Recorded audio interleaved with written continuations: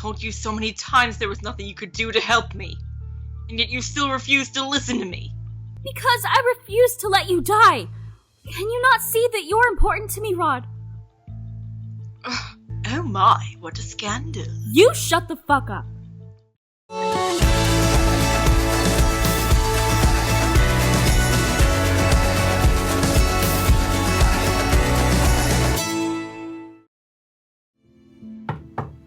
When Rod does not open the door, I knock again. Rod's eyes widen as soon as he sees me.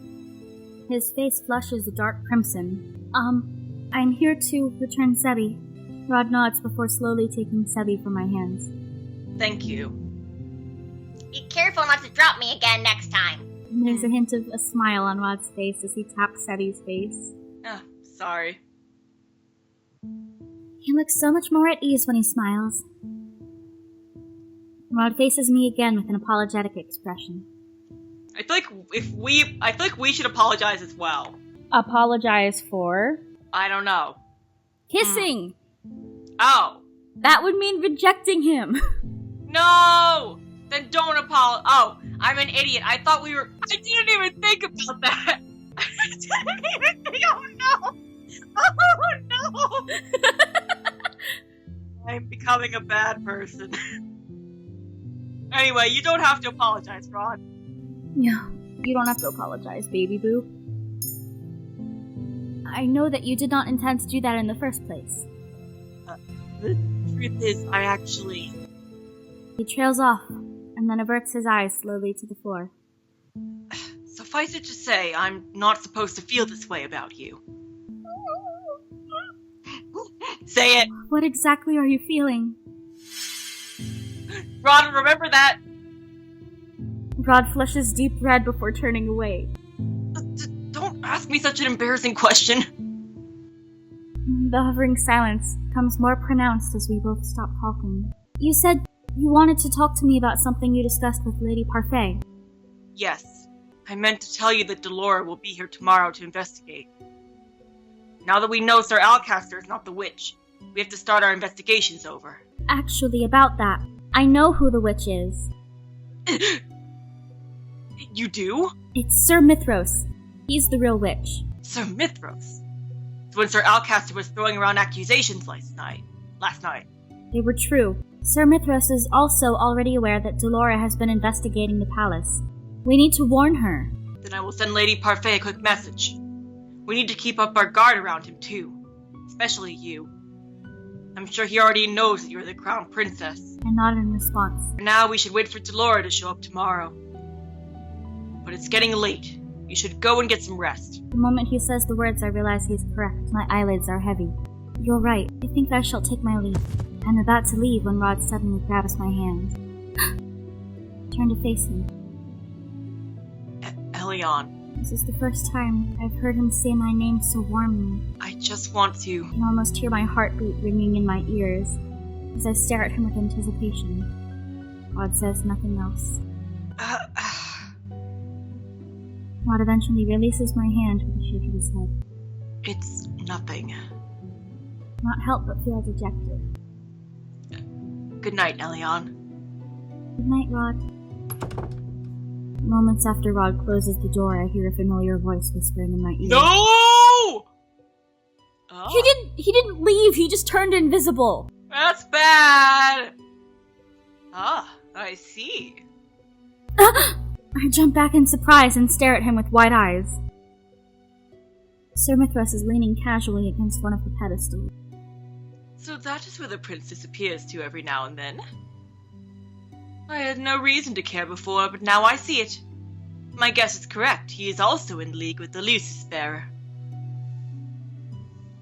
When I do not answer, Sir Mithras smiles and shrugs. Well, it does not matter. I glance around us and notice the green shield from earlier. Once again, no one will hear this conversation. Now that the prince has confirmed your doubts, what will be your next course of action? You want to help him break his curse, yes? Yes, but we don't know how he's gonna have to do it! Ah! Rod may have given up on breaking his curse, but I refuse to do nothing. From the way Sir Mithras is taunting me, he must know of some other way to break the curse. Rod will not be happy about this, but I need to use whatever means necessary to save him. Do you know how to break his curse, Sir Mithros? I will assume that you have not read the full fairy tale if you do not know. Yes, Princess, I know. Tell me. Sir Mithros cocks an eyebrow and waves a finger at me. All right, evil Edgeworth. Do you not realize by now how witches work, Princess? I propose a deal. I will help you, but you must help me with something in return. Help you? If you're planning on betraying the king... I have no plans of taking the crown, or harming any members of the royal family. What? Then what is it you would want from me? I prefer keeping you in suspense. I do enjoy surprises. You will find out the day after tomorrow. But tomorrow is the wedding! That is my... Your 18th birthday. I look at him perplexed. Why does it have to be on my birthday? Elion, come on! Don't worry, Your Highness. What I request from you will also make for a pleasant gift. What do you say? I bite my lower lip as I consider. I'm worried about Sir Mithros' request, but I no longer have time. Viorica's marriage is tomorrow, and Sir Mithros has the upper hand. I understand. Good. Now remember, dear Elion, witches are bound to their oaths. Not if you're dead, you're not! In order for the prince to regain his voice in life, something must be taken by force. Just like in the fairy tale. What does he mean by that? Can you take my status as his sister? Can I not be a princess again? Tell me what I must do. Oh, I did forget to mention this, but it is not you who must act, but the prince. What? If Rod could help himself, he would have already done so. He has to kill Viorica. Please trust me, princess. You will have my aid, and I will make sure the prince's curse is broken. Oh no! No! No! Oh, Elion, what have you done? Rod will never forgive us! Today is Viorica's wedding day, and also the day Rod is destined to die. Sir Mithros explained his plan briefly last night, told me he would have a valuable item delivered to Rod that he would need to break his curse. He further explained that it was something he would need to use after the wedding. I tried to question him further, but he disappeared before I could, saying he needed to start his preparations. I do not completely trust him, but I'm running out of time and have no choice now. The royal family has left the palace to attend Viorica's wedding. It is unusual for the king to attend another noble's wedding, but Viorica is an exception given that she is one of Rod's and Emmeline's closest friends. Despite Sir Mithros' reassurance, I'm still restless. Sir Mithros told me that everything would be alright, that Rod would not die instantly the moment Viorica got married. Why must his involvement be reserved for a time after the wedding? Why does he not act now? Someone looks like they're in a bad mood. Delora suddenly stands before me, smirking. Her appearance shocks me so badly I nearly drop the dishes in my hands. What impeccable timing. We've heard from the prince about Mithros. No wonder I was iffy about that man. I should have realized he was the witch. Do you know him? Yes, I do. Delora walks closer and places both of her hands on my shoulders. Listen to me, princess. I'm warning you. Stay away from Mithros, do you understand? You're too late, Delora! That man is a sly devil. He cannot be trusted. You're too late! I take a deep breath to still my rapidly beating heart. I hope I will not regret asking for his help. Princess, I need you to promise me you'll stay away from Mithros. Yes, of course. Elion, tell her the truth! Good. For the time being, I will resume my investigation. If I'm lucky, I'll find out what Mithros hopes to accomplish. Actually, he's not at the palace right now. He went with the royal family to attend a wedding. A wedding, huh? How unusual. I can only assume he must be there at the wedding to help Rod. Well then, better make use of his absence while I can. I'll see you later, princess. When I'm left to my own thoughts, my mind returns to the issue of Rod's curse. Sir Mithros mentioned a similarity with the fairy tale, which means I may have the chance of finding out more. Oh, Elion, why didn't you do this first? I decide to go to the library when I have time to pick up the book. I'm now on my way back to my quarters, with the book in hand when I see Rod. walking toward me from the other side. His eyes are fixed on the floor, so he does not notice me as I approach. Rod. He's still alive. Does that mean Sir Mithras has succeeded? He's gonna be mad at us. Oh, it's just you. Rod's voice still comes from Sebi. The realization instills a deep fear inside me. He's still cursed. How much time does he have left? Much to my surprise, Rod actually smiles at me. The smile is forced, however, and does not reach his eyes. He looks crestfallen. How was the wedding? I'm sorry. I quickly clamp my hand over my mouth after I ask the question. Rod just saw the person he loves getting married today. I already know how he feels. I apologize. I should not have asked that. Rod looks at me surprised. Then to my shock, he starts chuckling. Why are you laughing? You looked like a criminal caught in the act of a crime. I apologize for trying to be sensitive, Your Highness. Without realizing it, I smile back at him. Looks like Rod has finally learned to converse with me normally. I hope this will not be the last time I see him smile like this. I'm tired, Elion. I will now retire for the night. No! Come back! Rod looks at me again and smiles. Good night, Elion. Without waiting for my answer, Rod begins to walk away. I glance down at the book in my hands, and slowly open up to the last page of the Little Mermaid fairy tale. I start reading from the section where the mermaid sisters explain how to get her fins back. Take this knife. Before the sun rises, you must plunge it into the heart of the prince, and you'll be a mermaid once again. Before the sun rises! The book falls from my hands and collapses to the floor. I stare at it dumbfounded. Wait! This means Rod needs to kill Viorica? Then the item that Sir Mithras mentioned earlier. Could it be the knife? I need to find him. I turn and start running in the direction of Rod's room, in hopes I'll still be able to catch Sir Mithras there. When I come to the end of the hallway, however, it's not Mithras who stands by Rod's door. No! Emmeline! Her eyes! Emmeline is slowly walking in the direction of the throne room. Her movements seem oddly mechanical. I rush towards her. Princess Emmeline! Where are you going? Must go to Rod. Why is she going to the throne room? Rod is back in his room. My eyes catch on something shining in Emmeline's hand. No! No! My heart nearly stops when I see it's a knife. Emmeline! What are you? If he kills his beloved with this blade, his curse will break and he won't die. It's as if she's in a trance. Is this Sir Mithras' doing? Is she under one of his spells? Emmeline, snap out of it! Emmeline starts walking again, ignoring me. When I try to approach her again, thinking to steal away the knife, a shadow suddenly comes to stand between us. Varg looms in front of me, smirking. God damn it, Varg! Where did you come from? Let me through, Varg! No can do, princess. Don't you want to save the prince? Yes, obviously! Of course! I look at Emmeline, who has not even turned to glance at us.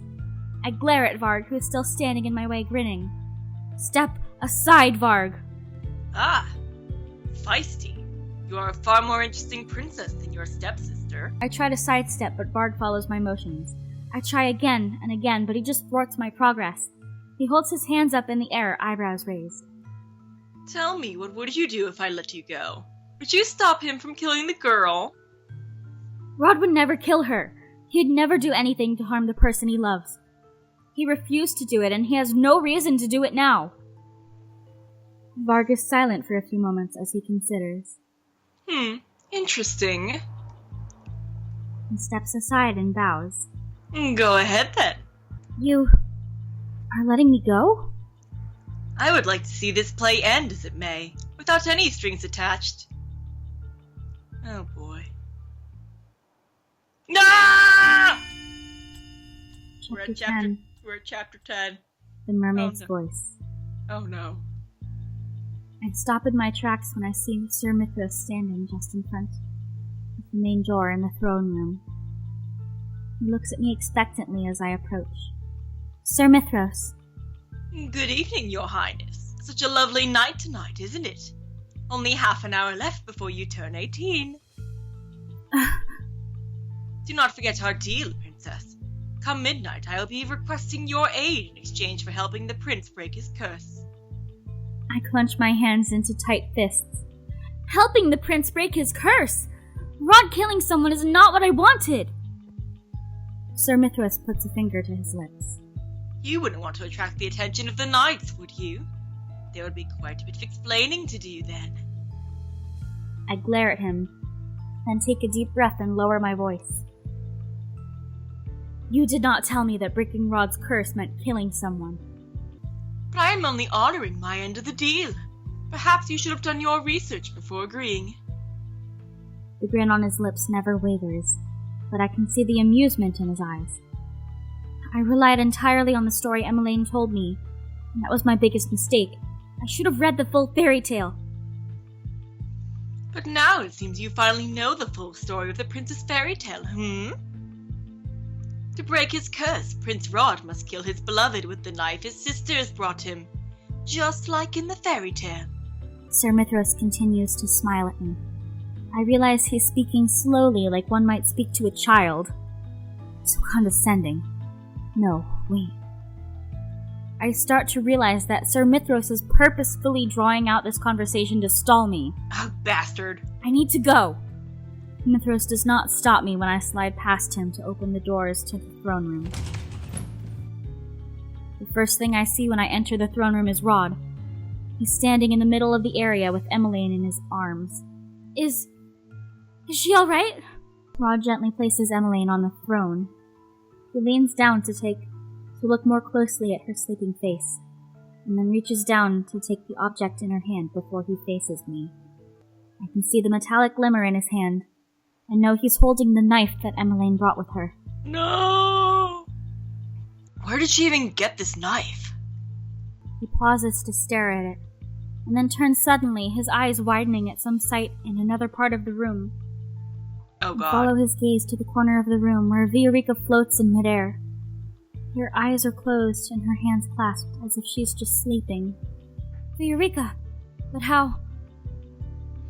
Such a pleasant surprise, isn't it?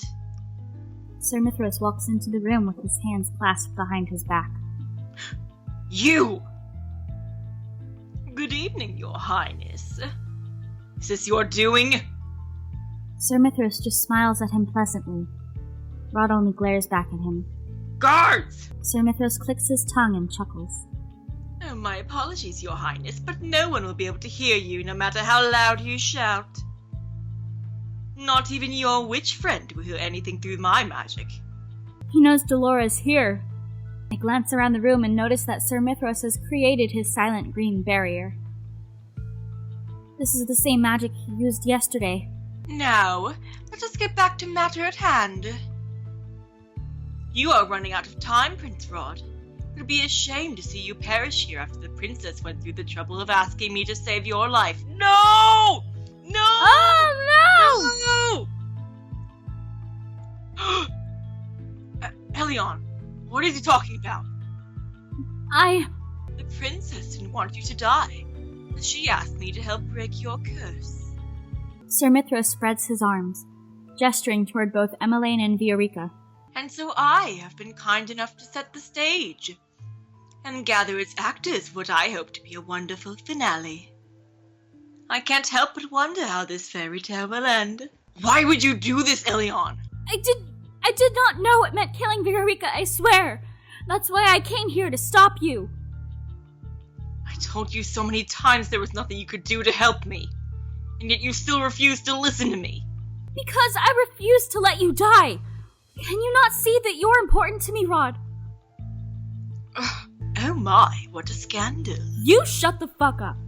Elion. I turned to Sir Mithras and stared daggers at him. I asked you to help Rod. Why did you have to involve Emmeline in this? It was a necessary requirement that the princess be the one to give him the knife, your highness. It was, after all, the mermaid's sister that brought her the knife to kill her beloved. We didn't want a knife involved at all.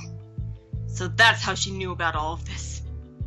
She came here crying and begging me to break my curse because she didn't want me to die.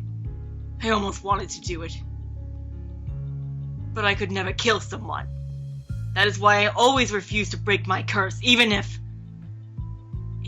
I really want to live. No! No! Rod!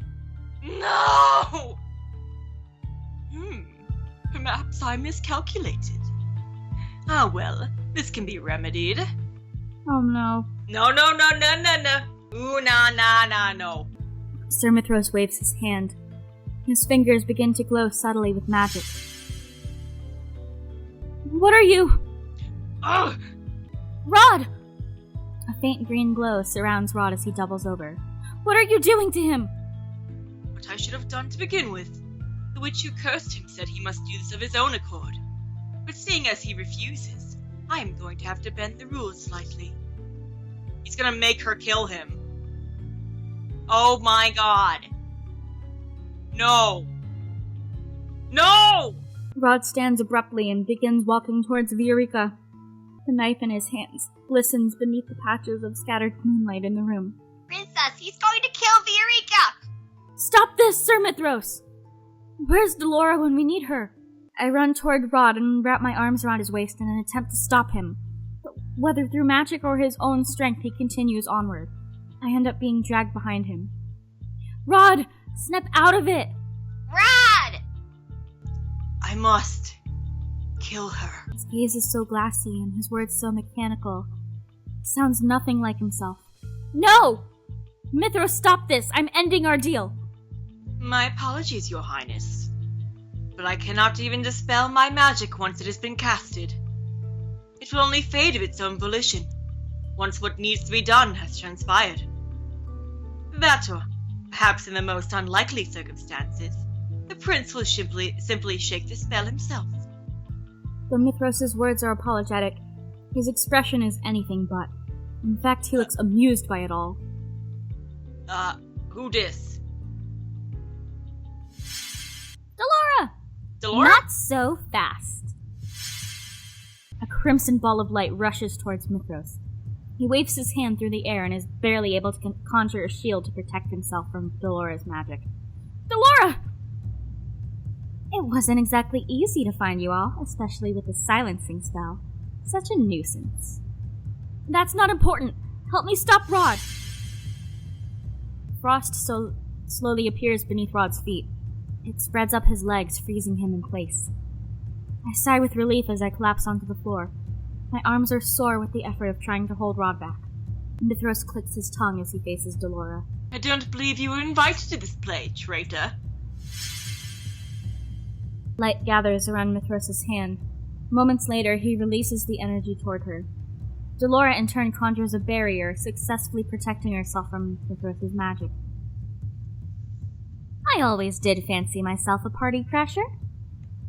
Still, to think you were alive this whole time. Myth. His real name. He's one of the Tenebrarum Bearer's servants. This person was my mother's servant? Allow me to correct you. I am her only faithful servant. I am nothing like that ungrateful bastard who betrayed her to the fairies. Wait, what? What the fuck? Allow me to correct you. I am her only faithful servant. I am nothing like that ungrateful bastard who betrayed her to the fairies. Who is he talking about? Could that be Waltz? Why would it be Waltz? I don't know, he's cursed. Well, whatever it is you're planning, forget about it. There's no way we're letting you get away with it. Oh? Well, do try your best. But remember, first a reminder. I am the superior witch here. Energy crackles in the air as sparks begin to form around his hand. The spell is taking longer than his other spells.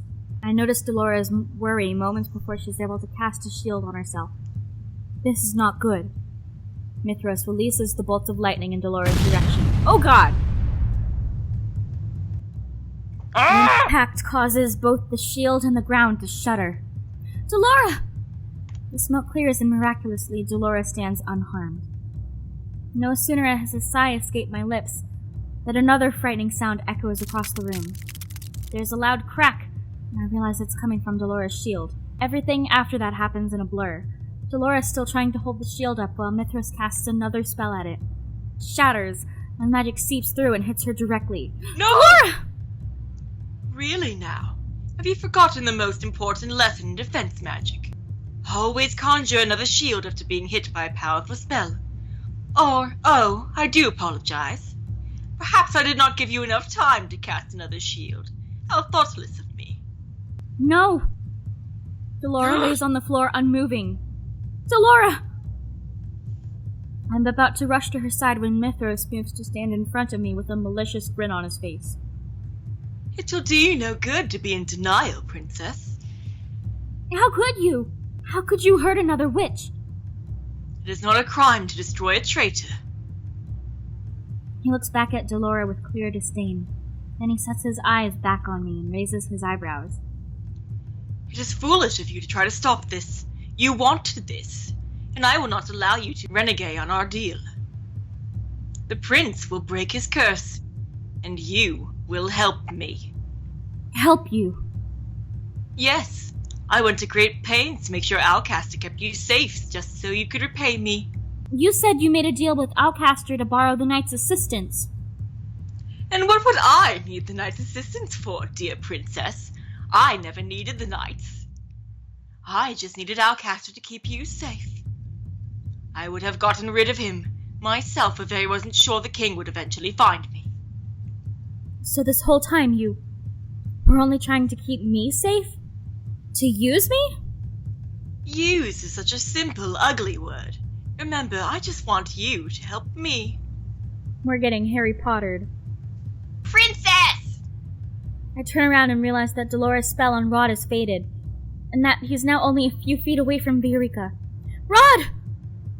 I force myself to run toward him as fast as I can manage. I will not let you kill anyone. I don't know what I must do to stop him. So I do the first thing that comes to mind. I put myself between Rod and Viorica, just as he's about to plunge the knife into her. Princess!